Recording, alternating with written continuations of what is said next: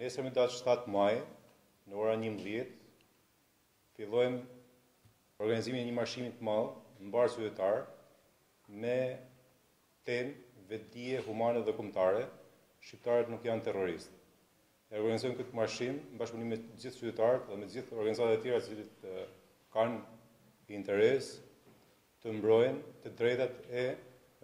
vëllezërve tanë shqiptar nga Maqedonia dhe në Kosovë, në Preshevë po ashtu. Do bëjmë thirrje të gjithë qytetarëve të Tiranës dhe Shqipërisë të bashkohen me ne në këtë marshim të madh, le të jenë sa më aktiv, po ndërkohë të jenë qytetarë dhe të kulturor, e të respektojmë maksimalisht edhe mbarvajtjen e gjithë këtij marshimi. Marshimi i cili do ketë itinerarin nga sheshi Nën Tereza në bulevardin e Dëshmorëve të Komit, do të ndalemi mes kryesisë kuvendit popullor dhe dy kulla përballë ambasadës serbe, ku do mbahet fjala e rastit, dhe pastaj do shkohet në sheshin Skënderbej dhe pastaj do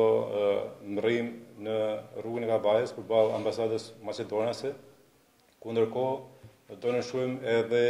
aktet e akuzës apo denoncimet tona ndaj ministres Jan Kullovska dhe ministrit të brendshëm të Serbisë, Ivica Dačić, të cilët i kanë quajtur shqiptarët si terrorist islamik apo si kriminal lufte. Ne nuk jemi dakord dhe nuk kemi se të jemi dakord me këtë lloj përkufizimi, bile se e konceptojmë këtë lloj përkufizimi si cënim i mirëfillt, i identitetit dhe i përkatësisë tonë kombëtare.